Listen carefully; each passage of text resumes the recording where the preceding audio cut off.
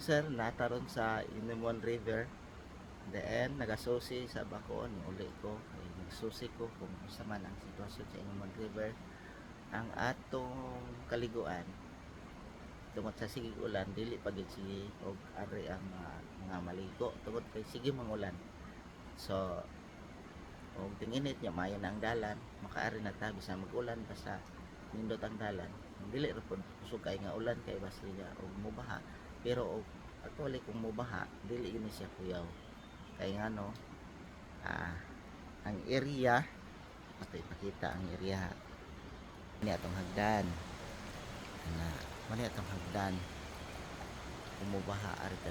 Kumubaha, dili yun kay sa delikado. Kay nga no, muni ang linaw. Muni siya ang linaw. Manoy ang linaw na diin anak ta maligo.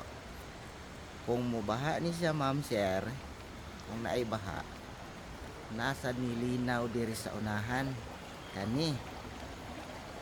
Kaning akong gipatungan nga talaptap ako kayong bato.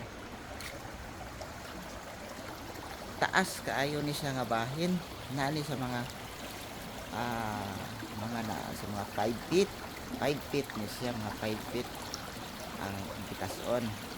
O ni siya ang sa ibabaw ng bahin nga linaw. Pwede rin sa maligo na perti kanindot yung paliguan. Tinaw kayo o, tinawa.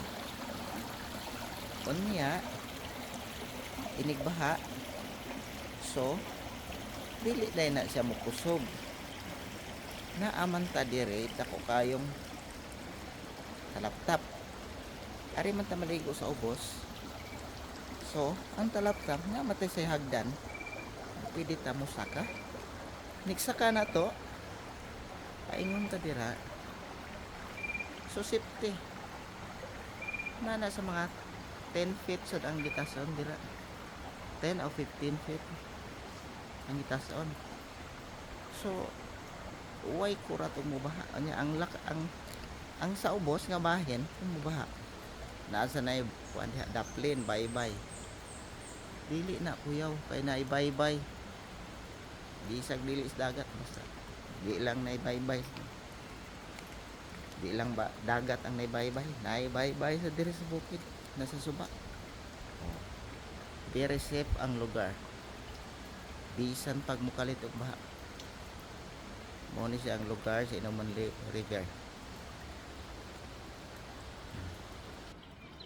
Kani nga kaliguanan sa Inimon River, sa una ra kining kaliguanan. Pero ang uban nga wala makaibalo kung unsa ni siya kanindot.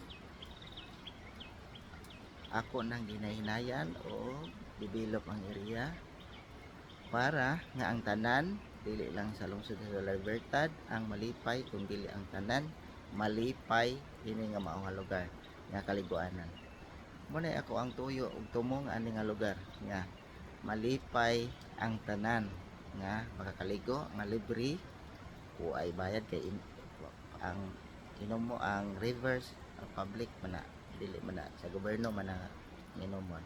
So ang ako na lang limpyuhan ang lugar para ma-discover makakaligo ang tanan way mahay kung arita way bisag magbuntagay mo diri maligo pwede ra gina kay puhon okay na ang karsada ato na siyang butangan og mga solar lights, street light ang lugar, ang kanang dalan para pwede ta magbuntag.